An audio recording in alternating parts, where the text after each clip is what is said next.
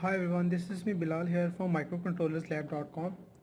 In this tutorial, I will show you the demonstration of flame sensor interfacing with Arduino. For demonstration purpose, we are using one LED.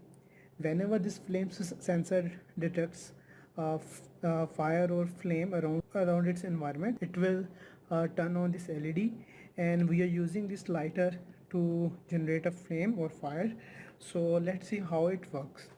So first of all, to interface this sensor with Arduino, you need either a digital pin or analog pin of Arduino.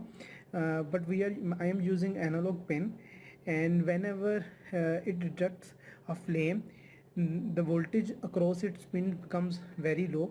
So we read these voltages.